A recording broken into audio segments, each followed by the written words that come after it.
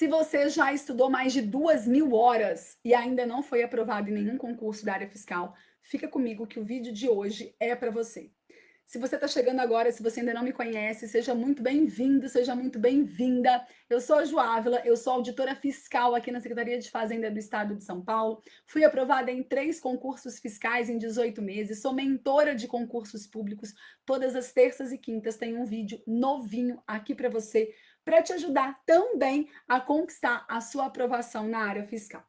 Se você já está estudando há algum tempo para a área fiscal, a gente precisa começar a conversar sobre alguns assuntos que são muito importantes.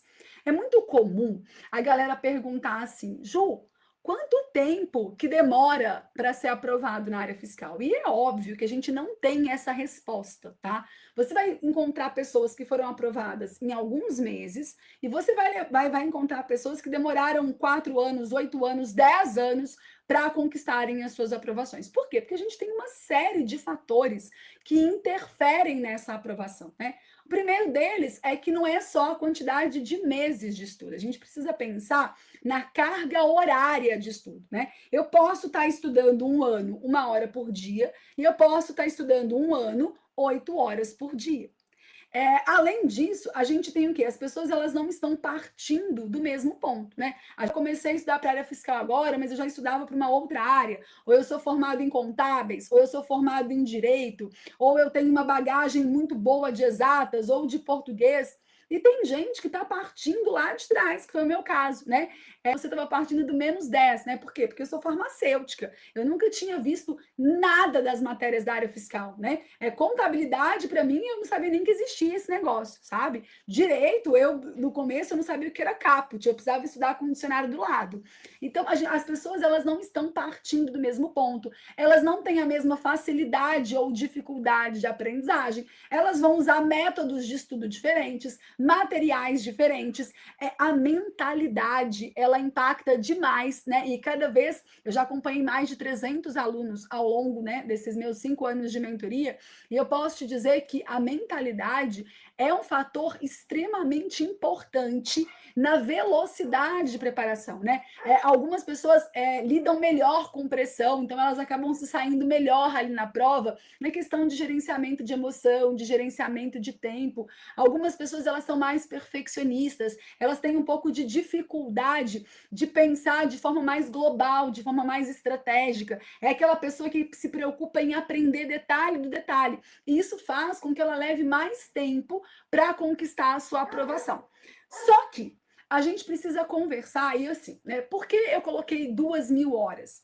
Porque 2.000 horas é uma carga horária relativamente boa para você fechar pelo menos o ciclo básico da área fiscal, aquelas matérias que são as matérias mais importantes da área fiscal, aquelas que têm um peso maior, aquelas que são mais comuns de serem cobradas nos concursos públicos. Então, assim, se você já estudou mais de 2.000 horas e você ainda não passou, não é que, nossa, Ju, então eu tenho algum problema, eu devo desistir da área fiscal, a área fiscal não é para mim? Claro que não, tá? Não é nada disso.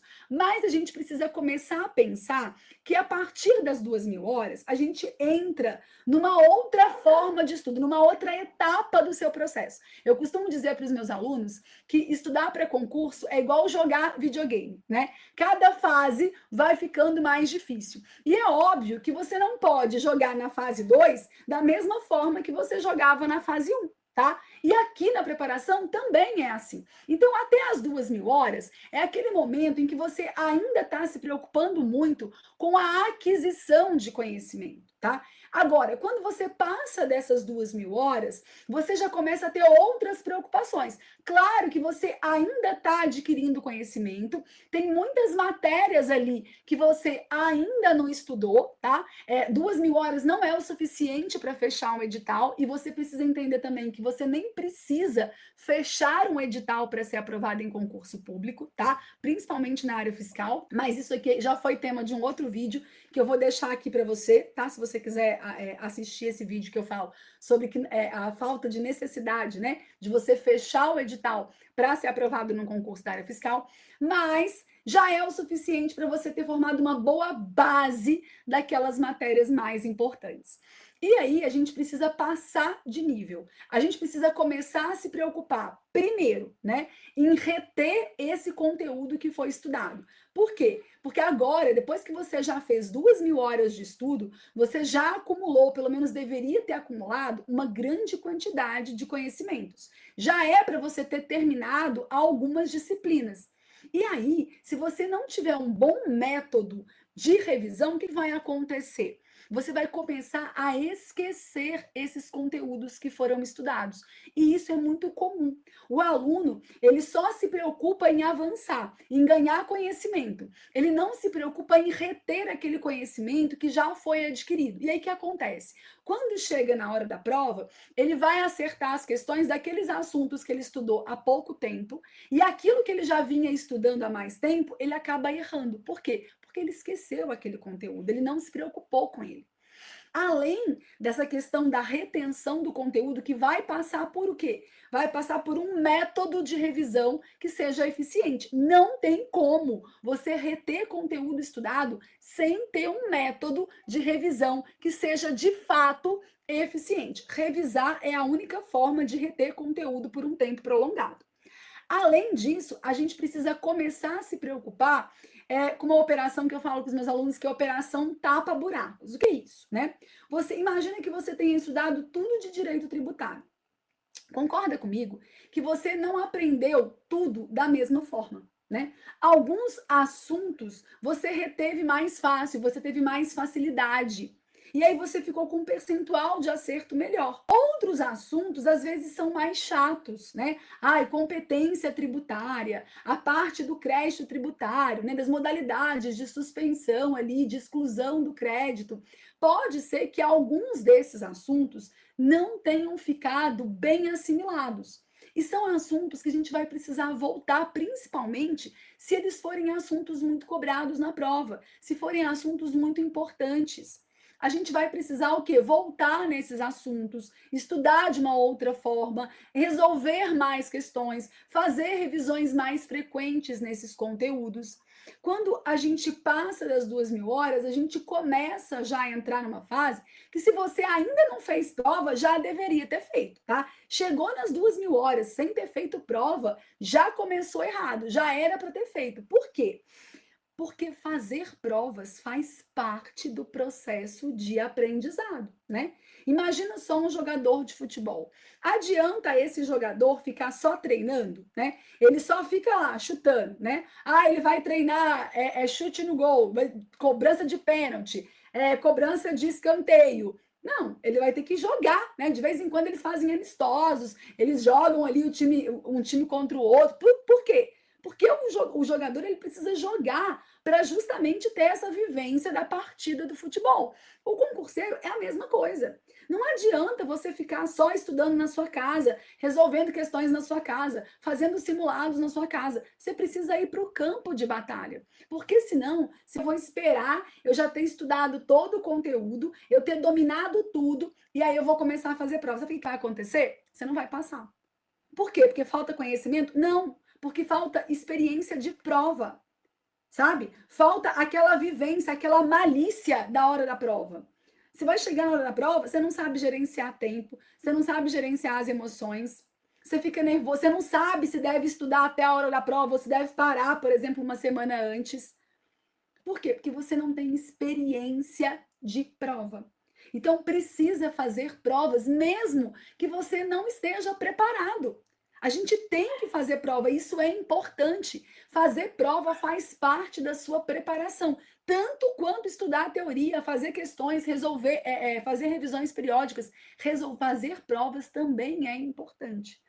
Então, se nesse momento você ainda não está fazendo provas, precisa fazer as provas e precisa também avaliar essas provas. Não é só ir lá e fazer prova e depois nem conferir gabarito nem nada. Não! Você precisa fazer um debriefing, uma análise desse pós-prova.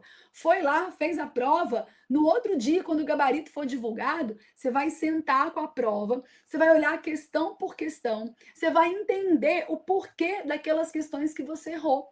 Por quê? Porque você errar uma questão de um conteúdo que você não estudou ainda, tá tudo certo. Isso mostra que é uma questão de tempo até você ter estudado aquele assunto.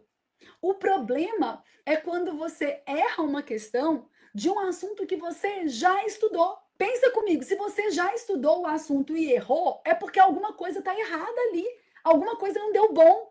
Não é só questão de tempo mais. E aí, você pode errar uma questão que você já estudou por vários motivos diferentes. Pode ser que você tenha estudado, mas não tenha revisado, e aí você não se lembrou daquele conteúdo.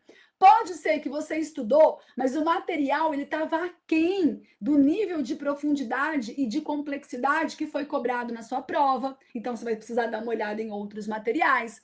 Pode ser que você tenha estudado, né? Mas não deu tempo de fazer ela na hora da prova. Você não soube gerenciar bem o tempo e não sobrou tempo para fazer direito a questão. Pode ser que você tenha caído numa pegadinha da banca, não teve atenção na hora de resolver. Percebe que são várias causas, o resultado é o mesmo, você errou a questão. Mas as causas desse erro são diferentes. E aí, se você não identificar a causa e corrigir essa causa, sabe o que vai acontecer? Você vai continuar tendo os mesmos resultados. Você vai continuar fazendo provas e tendo os mesmos resultados, porque você não está corrigindo a causa do seu erro. Então, é fazer a prova e depois fazer uma análise dessa prova. Identificar dentro da sua preparação aquilo que está dando certo, e aí você vai manter, e aquilo que não está legal e você precisa rever. Você vai precisar, talvez, rever o método, talvez rever o material, talvez rever o seu plano de estudos. Percebe? Então, quando a gente está ainda formando uma base, essas coisas elas são secundárias.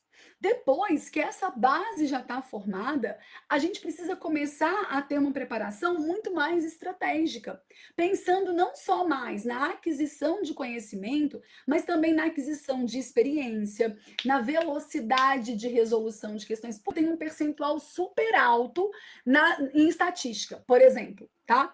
Mas aí, quando chega na hora da prova, eu não consigo performar bem. Por quê? Porque eu demoro muito tempo para fazer a questão.